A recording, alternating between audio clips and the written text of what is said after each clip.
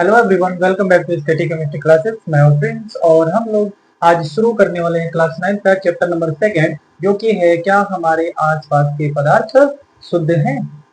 तो देखिए, अगर हमको साइंस सीखना है तो सबसे पहला काम ये होना चाहिए कि जो भी चैप्टर का नाम है उसके बारे में थोड़ा बहुत आइडिया तो होना ही चाहिए कि आखिरकार चैप्टर में हेडिंग के माध्यम से समझाना क्या चाहता है।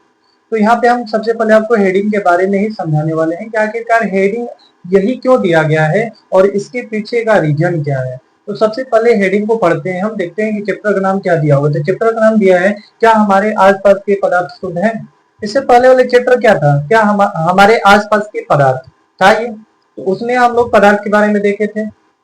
अब यहाँ पे देखिए क्या है, अगला दिया है क्या हमारे आसपास के पदार्थ शुद्ध हैं। तो यहाँ पे दो टर्म आए हैं और उन दो टर्म को अच्छी तरह से पोस्टमार्टम करेंगे और एक एक पॉइंट को डिटेल में हम उसको समझेंगे। फिर उसके बाद पूरी तरह से क्लियर हो जाएगा कि आखिरकार इस पूरे के पूरे चैप्टर में हमको पढ़ना क्या है। तो चलिए शुरू करते हैं। तो सबसे पहले देखिए इसमें दो टर्म क्या क्या है, क्या हमारे आसपास के पदार्थ। पहला क्या आ गया टर्म मैटर और दूसरा क्या आ गया शुद्ध। तो सबसे पहले हम समझेंगे पदार्थ क्या होता है, फिर समझेंगे शुद्ध का मतलब क्या है। सबसे पहला टर्म क्या होगा हमारा, हमें पदार्थ। अब देखिए उससे पहले क्या दिया हुआ है, बोला है हमारे आसपास के पदार्थ। हमारे आसपास के पदार्थ, हमारे आसपास जो कुछ भी है इसको क्या बोलते हैं, ब्रह्मांड बोलते हैं। हमारे आसपास जो कुछ भी है वो क्या है, ब्रह्मांड ही तो है। ब्रह्मांड बोले तो यूनिवर्स। तो हमारे आसपास जो कुछ भी है उसको हम क्या बोलते हैं, ब्रह्मांड बोलते हैं। तो सबसे पहले हम पदार्थ को समझते हैं, बाद में समझेंगे। फिलहाल हम समझ लेते हैं आखिरकार ब्रह्मांड जो है वो किसे किसे मिलकर बना है। अभी क्लियर हो जाएगा, थोड़ा सा पेशेंस रखिए, क्लियर हो जाएगा। साइंस सीखना है तो पेशेंस और जिज्ञासा दोनों होनी चाहिए। सीखने की इच्छा भी होनी चाहिए और सीखने की इच्छा जल्दबाजी नहीं करनी चाहिए, एकदम स्लो स्लो करना चाहिए। स्टेप बाय स्टेप सीखते जाएंगे सीखते जाएंगे। तो देखिए जो ब्रह्मांड है, यूनिवर्स है, वो दो चीजों से मिलकर बना है। पूरा ब्रह्मांड दो चीजों से मिलकर बना है। पहला है हमारा पदार्थ, पहला है पदार्थ, इसको हम द्रव्य भी बोलते हैं, इंग्लिश में बोलते हैं मैटर। मैटर। और जो सेकेंड है वो क्या होता है, वो होता है ऊर्जा। सेकेंड क्या होती है, ऊर्जा। तो ये पूरा ब्रह्मांड दो चीजों से मिलकर बना हुआ है, पदार्थ और ऊर्जा। कभी देखिएगा पृथ्वी से बाहर जाके क्या दिखेगा, दो चीज दिखेंगे। एक तो कण दिखेंगे जो इधर उधर गति करते रहेंगे और दूसरी वो रोशनी दिखेगी जो देखने में बहुत ही खूबसूरत लगती है। तो जो रोशनी है वो क्या है, ऊर्जा है। और जो उसमें जो कण पार्टिकल जैसे हमारी पृथ्वी हो गई और बहुत सारे ग्रह हो गए, उल्का पिंड हो गए, वो सारे के सारे क्या है, वो सारे के सारे पदार्थ है। वो पूरा ब्रह्मांड दो चीजों से मिलकर बना हुआ है, पदार्थ और ऊर्जा। आई होप आपको इतना क्लियर हो गई होगी। अब आगे चलते हैं थोड़ा सा। अब देखिए यहाँ पे पदार्थ के बारे में तो पढ़ना है हमको, क्लास 9 में पढ़ना है। लेकिन जो ऊर्जा है इसके बारे में क्लास 9 के फिजिक्स में थोड़ा सा आइडिया हम लेंगे, थोड़ा सा बस बेसिक आइडिया मिलेगा। डिटेल में पढ़ना है तो क्लास 11 में चलेंगे। फिलहाल हम यहाँ पे ये समझेंगे, थोड़ा बहुत इस पे इसके बारे में जान लेंगे, थोड़ा बहुत होता क्या है। फिलहाल पूरा का पूरा डिस्कशन किस पे होने वाला है, हमारा पदार्थ पे होने वाला है, द्रव्य पे होने वाला है। ठीक है। तो देखिए पदार्थ क्या होता है, यही से शुरुआत करते हैं पदार्थ से, क्योंकि हमको दो चीज के बारे में जानना है इस चैप्टर में, पदार्थ और शुद्ध। शुद्ध का मतलब क्या होता है। तो यहाँ पे हम सबसे पहले शुरू करते हैं पदार्थ। अब देखिए जो पदार्थ होता है, जो भी पदार्थ होता है इसको दो भागों में बांटा गया, दो आधार पे बांटा गया है। पदार्थ को दो आधार पे बांटा गया है। पदार्थ को दो आधार पे बांटा गया है। जैसे मान लीजिए एक एग्जांपल लेते हैं, पूरी तरह से क्लियर हो जाएगा। मान लीजिए आपके पास एक स्कूल है, ठीक है, आप स्कूल जाते हैं। स्कूल सुबह सुबह गए, प्रेयर हुआ। क्या प्रेयर में सारे लोग एक साथ खड़े होते हैं, बिल्कुल खड़े होते हैं। फिर भी उसमें अंतर क्या देखने को मिलता है, अंतर देखने को ये मिलता है कि जो लड़के होते हैं एक साइड खड़े होते हैं, लड़कियां एक साइड खड़ी होती हैं। तो पहला तो हम इनको बांट दिए ना जेंडर के हिसाब से, वैसे ही पदार्थ को सबसे पहले दो आधार पे बांटा जाता है। बोल सकते हैं इनके जेंडर के आधार पे। पहला होता है भौतिक अवस्था के आधार पे, पहला होता है भौतिक अवस्था के आधार पर,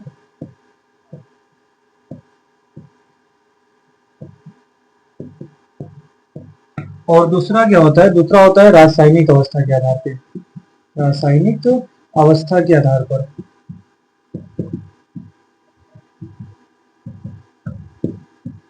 अगर आपको डिटेल में ये वाला वर्गीकरण पढ़ना है तो आप क्लास 11th वाले क्लास में जाकर आप चेक कर सकते हो, उसमें वीडियो पोस्ट कर दिए हैं, लिंक आपको मिल जाएगा डिस्क्रिप्शन में, टेंशन लेने की कोई जरूरत नहीं है। फिलहाल हम इसके बारे में तो पढ़ेंगे नहीं, बस थोड़ा सा आपको बेसिक आइडिया दे रहे हैं, क्योंकि दूसरे चैप्टर में वर्गीकरण है नहीं, पहले चैप्टर में था, तो पहले चैप्टर में हम लोग देख चुके हैं। आप क्लास 11th के लेक्चर में जाकर देख सकते हो, उसमें सब वर्गीकरण दिया हुआ है। ठीक है, अब देखिए भौतिक अवस्था का मतलब क्या होता है, थोड़ा सा बस रिकैप करेंगे, ज्यादा डिटेल में नहीं जाना है हमको, बस थोड़ा सा हम रिकैप करेंगे। और रासायनिक अवस्था का मतलब क्या होता है। देखिए भौतिक अवस्था का मतलब क्या होता है, जैसे हमारे हाथ में एक मार्कर है, अब इस मार्कर को बिना छेड़े, बिना तोड़े, बिना फोड़े, बिना काटे, बिना इसको पिघलाए, बिना इसको जलाए क्या क्या बता सकते हैं इसके बारे में। तो इसके बारे में हम बता सकते हैं, इसका कुछ हाइट होगा, कुछ लेंथ होगा, कुछ इसका वजन होगा, कलर दिख रहा है, इसका जो ढक्कन है, कैप है, उसका भी कलर दिख रहा है। तो हम बेसिकली क्या बता सकते हैं, कलर बता सकते हैं, वेट बता सकते हैं, लेंथ बता सकते हैं, वॉल्यूम बता सकते हैं, सिलेंडर के आकार का है, बेलन के आकार का है, तो इसका वॉल्यूम हम बता सकते हैं। इसका व्यास अगर पता चल जाएगा तो हाइट पता तो चल ही जाएगा। तो इसके बारे में जो कुछ भी हम बता सकते हैं, बिना तोड़े, बिना काटे, बिना जलाए, कुछ भी इसको छेड़े बिना जो कुछ भी बता देंगे, वही क्या कहलाती है, वही गुणधर्म क्या कहलाती है, भौतिक गुणधर्म कहलाती है। और जब इसको काटना चालू करते हैं, ये मटेरियल है तो किसी न किसी चीज से तो मिलकर बना होगा, अब किससे मिलकर बना है अगर इसका पता लगाएंगे तो उसको बोलते हैं भौतिक, सॉरी, रासायनिक अवस्था। क्या बोलते हैं उसको, रासायनिक गुणधर्म, और उस अवस्था को क्या बोलते हैं हम, रासायनिक अवस्था बोलते हैं। ठीक है, अब देखिए ये जो भौतिक अवस्था के आधार पर पदार्थों का वर्गीकरण था, इसको हम लोग चैप्टर फर्स्ट में पढ़ेंगे, इसमें पढ़ा जाएगा चैप्टर नंबर फर्स्ट में। और जो रासायनिक अवस्था है इसको हम लोग पढ़ेंगे यहाँ पे, बोले तो चैप्टर नंबर सेकेंड में।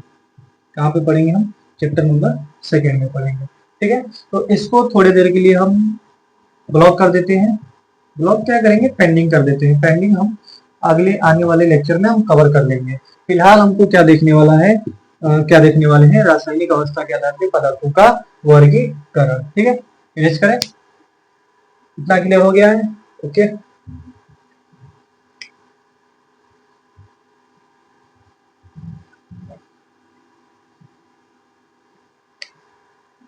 आगे देखते हैं हम रासायनिक अवस्था के आधार पर पदार्थों का वर्गीकरण। रासायनिक अवस्था के आधार पर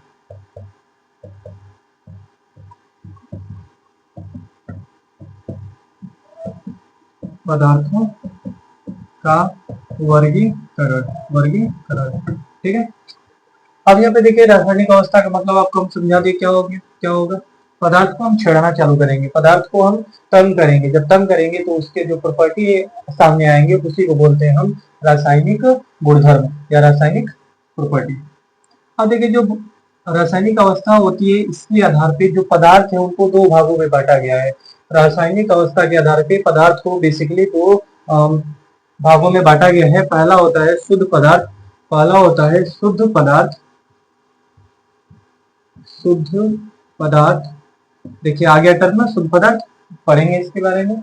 और दूसरा क्या होता है, मिश्रण होता है, दूसरा क्या होता है, मिश्रण होता है, इसको बोलते हैं हम मिक्सचर, इसको बोला जाता है मिक्सचर। ठीक है, फिर आगे, अब देखिए यहाँ पे हम आपको समझा सकते हैं, थोड़ा सा बस समझाएंगे, डिटेल में समझना है तो अभी चलेंगे, थोड़ा सा पेशेंस रखिए, बस थोड़ा सा, बस यहाँ पे फिलहाल ये समझिए कि शुद्ध पदार्थ का मतलब क्या होगा और मिश्रण का मतलब क्या होगा। शुद्ध पदार्थ का मतलब क्या होगा, मिश्रण का मतलब क्या होगा। मान लीजिए अगर हमको मार्कर के बारे में चेक करना है कि आखिरकार ये बना किससे है, तो जो भी मटेरियल इसमें मिलाया गया होगा, जो भी मिलाया गया होगा, अगर वो सारे के सारे मटेरियल एक जैसे होंगे, अर्थात कहने का मतलब है जितने भी छोटे छोटे परमाणु हैं इससे मिलकर बना हुआ है, वो सारे के सारे छोटे छोटे परमाणु अगर एक जैसे होंगे, सेम होंगे, तो ये मार्कर शुद्ध कहलाएगा।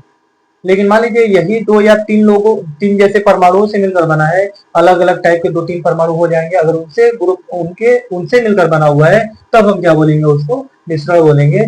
यहाँ पे देखिए क्या बोल सकते हैं, शुद्ध पदार्थ, शुद्ध पदार्थ ये बोल सकते हैं, सॉरी थोड़ा सा मिस्टेक हो गया, सुधार दीजिएगा। देखिए क्या मिस्टेक हो गया है, शुद्ध पदार्थ जो होता है इसमें बोल सकते हैं हम तत्वों का समूह होता है, तत्वों का समूह होता है, बोले तो हम ऐसे भी बोल सकते हैं ये परमाणुओं का समूह होता है, क्योंकि तत्व किससे बना होता है, परमाणु से, तो इसको हम बोल सकते हैं परमाणुओं का समूह होता है। देखिए मिस्टेक क्या हो गया हमसे, मिस्टेक ये हो गया कि एक ही जैसे परमाणु नहीं हो सकते, अलग अलग ही हो सकते हैं, लेकिन उनमें एक चीज कॉमन क्या होती है वो बताते हैं आपको हम। फिलहाल बस ये समझिए, जो शुद्ध पदार्थ होता है वो क्या होता है, शुद्ध पदार्थ जो होता है वो तत्वों का समूह होता है। तत्वों का समूह बोले, यहाँ हम बोले उसको परमाणुओं का समूह, क्योंकि तत्व किससे बने होते हैं, परमाणु से बने होते हैं। अब यहाँ पे देखिए एक चीज कॉमन क्या है और हमको याद क्या रखना है, यही इंपॉर्टेंट पॉइंट है। इंपॉर्टेंट पॉइंट यही है, क्या है कि जो तत्व होंगे या जो परमाणु होंगे, सभी तत्व या परमाणु, सभी तत्व या परमाणु एक निश्चित अनुपात में होते हैं, एक निश्चित अनुपात में होते हैं।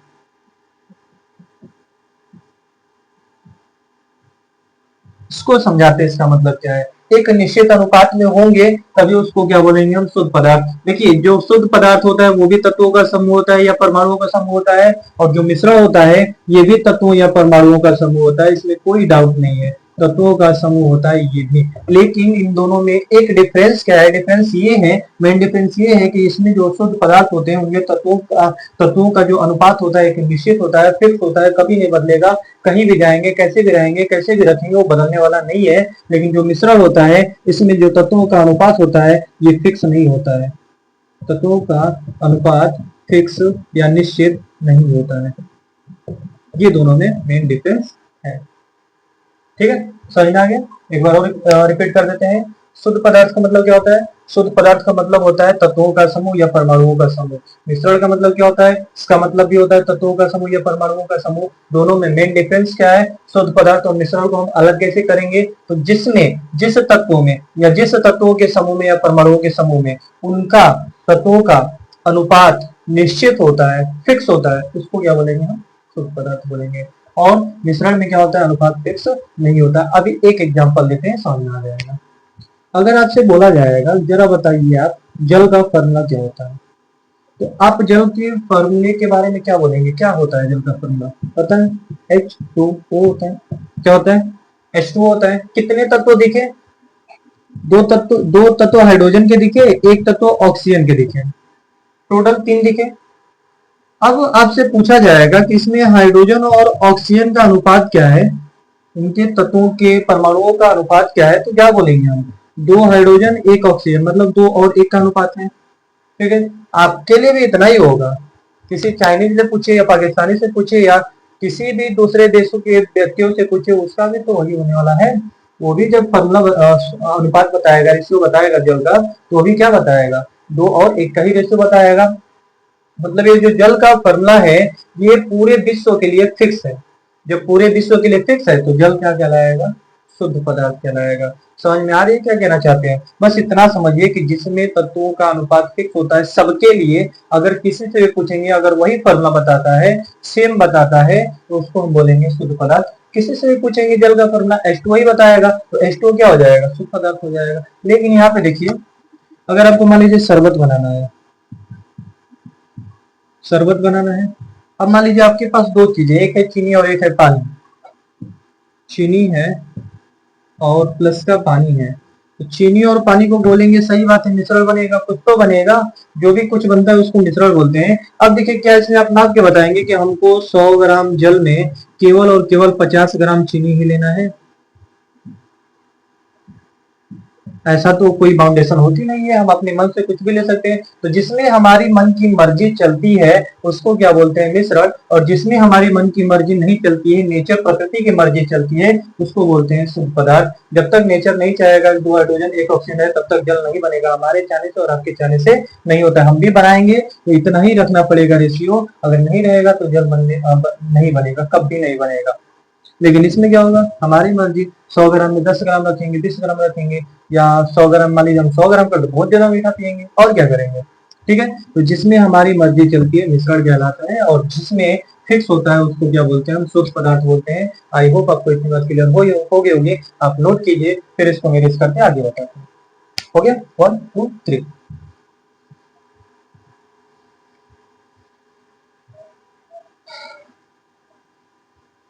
दोनों तरफ तेरी नाम। देखिए शुद्ध पदार्थ, जो शुद्ध पदार्थ है इसको फिर आगे दो भागों में डिवाइड किया गया है। एक होता है तत्व और दूसरा होता है यौगिक। एक होता है तत्व और दूसरा क्या होता है, यौगिक। फिर इसको दो भाग में डिवाइड कर देंगे, element element element and compound, element and compound, दो भाग में डिवाइड कर दिए। ठीक है, अब देखिए यहाँ पे अब इसके बारे में समझते हैं, तत्व का मतलब क्या होता है और यौगिक का मतलब क्या होता है। आपसे एक प्रश्न पूछे इन दोनों में कॉमन चीज क्या है, तत्व और यौगिक में कॉमन चीज क्या है, तो क्या बताएंगे आप, वही बताएंगे जो इसके लिए था। इसके लिए मेन पॉइंट क्या था, इंपॉर्टेंट पॉइंट क्या था, कुछ भी हो उसमें तत्वों का अनुपात होगा या परमाणुओं का जो अनुपात होगा फिक्स होगा। तो इसके लिए भी परमाणुओं का अनुपात फिक्स होता है और इसके लिए भी परमाणुओं का आकार फिक्स होता है, सॉरी परमाणुओं का अनुपात फिक्स होता है। चाहे तत्व हो या यौगिक हो, उससे कोई मतलब नहीं, शुद्ध पदार्थ है मतलब वो फिक्स होगा ही होगा। सिंपल सा परिभाषा याद रखिएगा, रटना उतना नहीं, बस समझना है। अगर सारे परमाणु एक जैसे होंगे, सारे के सारे परमाणु अगर एक जैसे हैं, एक समान परमाणुओं का समूह है, तो उसको क्या बोलेंगे हम, उसको बोलेंगे तत्व बोलेंगे। और इसमें क्या होता है, विभिन्न परमाणुओं का समूह होता है, विभिन्न परमाणुओं का समूह, विभिन्न परमाणुओं का समूह क्या कहलाता है, क्या कहलाता है, यौगिक कहलाता है। ठीक है, एक चीज कॉमन है दोनों में, दोनों में तत्वों का अनुपात या परमाणु का अनुपात फिक्स होगा, इसमें भी होगा, इसमें भी होगा। दोनों में डिफरेंस क्या है, इसमें सारे के सारे एक जैसे परमाणु मिलेंगे, इसमें अलग अलग परमाणु मिलेंगे। जैसे एग्जांपल देख लीजिए, अगर आपसे बोला जाएगा कोई एग्जांपल, जैसे नाइट्रोजन मान लीजिए, नाइट्रोजन, नाइट्रोजन किससे दिखाते हैं, एन से दिखाते हैं। ये नेचर में N2 के रूप में मिलता है, याद रखिएगा, नेचर में किस रूप में मिलता है, N2 के रूप में मिलता है। प्रकृति में हमें N2 के रूप में नाइट्रोजन मिलता है। तो इसमें क्या देख रहे हैं, नाइट्रोजन दो तो दिख रहे हैं, लेकिन है दोनों तो नाइट्रोजन ही ना। अर्थात इसमें जितने भी परमाणु होंगे सारे के सारे नाइट्रोजन के ही होंगे, अर्थात एक समान परमाणुओं का ही समूह है, इसीलिए क्या कहलाएगा, तत्व कहलाएगा। नेक्स्ट सोडियम ले लेंगे, Na, वही तत्व हो जाएगा। मैग्नीशियम, एल्यूमिनियम, कॉपर, जिंक, कुछ भी लीजिए, सिल्वर ले लीजिए, चांदी ले लीजिए, चाहे सोना ले लीजिए, सारा का सारा क्या होने वाला है, क्लियर है। नेक्स्ट आगे देखते हैं, आगे क्या है हमारा, यौगिक। अब देखिए जो यौगिक है इसमें क्या बोले हैं, इसमें परमाणु तो होंगे लेकिन अलग अलग होंगे, एक जैसे नहीं होंगे। अगर एक जैसे होंगे तो तत्व बोलेंगे, अलग अलग रहेंगे तब यौगिक बोलेंगे। जैसे अभी एक एग्जांपल लेते हैं हम, H2O, what is H2O? H2O is a compound of hydrogen and oxygen. क्या होता है, हाइड्रोजन और ऑक्सीजन का एक यौगिक होता है, जिसको क्या बोलते हैं, कहा से जल बोलते हैं। तो जल क्या है, एक यौगिक है, इसमें दो तरह के परमाणु आए हैं, हाइड्रोजन के परमाणु और ऑक्सीजन के परमाणु। और एग्जांपल लीजिए, अमोनिया ले लीजिए, NH3, नाइट्रोजन और हाइड्रोजन का अनुपात, सॉरी नाइट्रोजन और हाइड्रोजन के यौगिक है। तो इसमें क्या क्या कहलाएगा, ये अमोनिया अर्थात यौगिक कहलाएगा। दो तरह के आ गए इसमें। और देख लीजिए, और देख लीजिए sulphuric acid, sulphuric acid H2SO4, ये एसिड है, तेजाब। मूवी में देखे होंगे, बैलून में भर के मार देते हैं किसी के, जल जाता है उसका पूरा बदन, यहाँ पे पड़ेगा जल जाएगा पूरा। तो ये एसिड है। बैटरी में भी, जो इन्वर्टर की बैटरी होती है उसमें भी H2SO4 डाला जाता है। तो यहाँ पे देखिए, इसमें किसके किसके परमाणु, हाइड्रोजन के परमाणु, सल्फर के परमाणु, ऑक्सीजन के परमाणु, तीनों के परमाणु आ गए। तो ये भी क्या कहलाएगा, यौगिक कहलाएगा। अब देखिए इसमें आपको थोड़ा बहुत अजीब लग रहा होगा, ये हाइड्रोजन, सल्फर, ऑक्सीजन ये सब है क्या, तो थोड़ा सा पेशेंस रखिए, तीसरे चैप्टर में उसको क्लियर कर देंगे। ओके, बस इतना समझिए, अलग अलग दिख रहे हैं मतलब यौगिक, एक जैसे दिखेंगे तो तत्व कहलाएंगे। ठीक है, क्लियर है। नेक्स्ट इसको थोड़ा सा देख लेते हैं, इसको भी थोड़ा सा देख लेते हैं हम। हालांकि हमारा चैप्टर यहीं से स्टार्ट होगा, मिश्रण से स्टार्ट होगा, लेकिन फिलहाल सबको एक बार रिकैप कर लेते हैं। नेक्स्ट वीडियो में हम यहाँ से शुरू कर ही देंगे। मिश्रण क्या होता है, मिश्रण दो प्रकार के होते हैं, एक होता है समांगी मिश्रण, एक होता है समांगी मिश्रण, समांगी मिश्रण, और नंबर दूसरा जो होता है वो होता है विषमांगी मिश्रण, विषमांगी मिश्रण। ठीक है, हर बार दो दो ही आ रहा है, अर्थात दोनों तरफ तेरे नाम से। देखिए समांगी मिश्रण क्या होता है, मान लीजिए कोई भी हम चीज बना रहे हैं, मिला के दो या दो से अधिक चीजों को आपस में मिलाते हैं तो मिश्रण ही बनाता है। मिश्रण क्या होता है, जब हम दो या अधिक चीजों को मिलाते हैं, अधिक चीज बोले तो पदार्थ बोल सकते हैं, जब दो या दो से अधिक पदार्थों को मिलाते हैं तो जो नया पदार्थ बनता है ना, नया पदार्थ वही मिश्रण कहलाता है। तो बनने वाला नया पदार्थ क्या कहलाता है? मिश्रण कहलाता है। अब देखिए कोई भी चीज बना रहे हैं, अगर हम मिश्रण बना रहे हैं तो कम से कम दो लोगों को लेना ही पड़ेगा, दो से ज्यादा भी हो सकते हैं, दो से कम नहीं हो सकता। तो यहाँ से क्या हो जाएगा, जब भी हम दो लोगों को आपस में मिला रहे हैं तो देखेंगे, दो चीज नोटिस करेंगे, या क्या होगा, या तो पूरी तरह से मिल जाएंगे आपस में, या तो पूरी तरह से नहीं मिलेंगे। हम उसको आसानी से देख सकते हैं कि पहला पदार्थ यहाँ पे दिख रहा है, दूसरा यहाँ पे दिख रहा है। तो जिसमें हम नहीं पहचान सकते कि मिलाने के बाद कहाँ कहाँ कौन कौन पदार्थ है, उसको हम क्या बोलते हैं? समांगी मिश्रण। जिसमें हम पदार्थों की पहचान नहीं कर सकते वो क्या कहलाता है? समांगी मिश्रण। जिसमें हम पहचान लेते हैं उसको क्या बोलते हैं? हम विषमांगी मिश्रण। देखिए पूरा संगठन एक समान हो जाता है, एक समान हो जाता है, अर्थात आपस में ऐसे मिल जाते हैं कि हम उसमें पहचान ही नहीं सकते कि कौन क्या है। और इसमें क्या होता है? असमान होता है। इसमें पूरा संगठन क्या होता है? असमान होता है। एग्जाम्पल से समझेंगे बहुत अच्छे से। अगर हम पानी में चीनी घोल दी, तो क्या पानी में कहीं चीनी दिखेगा? देखो चीनी यहाँ पे चल रहा है, यहाँ पे चल रहा है, यहाँ पे चल रहा है, कहीं भी नहीं दिखेगा। जब नहीं दिखेगा तो पानी और चीनी का मिश्रण क्या बनाएगा? एक समांगी मिश्रण बनाएगा। नेक्स्ट यहाँ पे ले लीजिए, पानी प्लस का बालू ले लीजिए। बता तो सकते हैं, देखो बालू नीचे बैठ गया, भूलता थोड़े, वो नीचे जाके बैठ जाएगा। पानी में बालू बैठ गया मतलब विषमांगी मिश्रण। क्लियर है? तो ये हो गया हमारा छोटा सा रिकैप, और इतने के ही बारे में पूरे चैप्टर में हमको पढ़ना है और डिटेल में पढ़ना है। फिलहाल आपके लिए बस वाले लेक्चर में इतना। अगले वाले लेक्चर में हम देखेंगे मिश्रण क्या होता है, ताकि लंबा वीडियो ना हो, इसलिए छोटा सा बस वीडियो बना रहे हैं ताकि आपको भी देखने में बोरिंग फील ना हो। तो आगे हम लोग पढ़ेंगे इसी के बारे में, मिश्रण के बारे में। तब तक के लिए आप इतना फिर से एक बार रिवाइज कर लीजिए, जो भी नोट्स बनाए हैं उससे आप एक बार रिवाइज कर लीजिए, ताकि पूरी तरह से एकदम मक्खन हो जाए। ओके।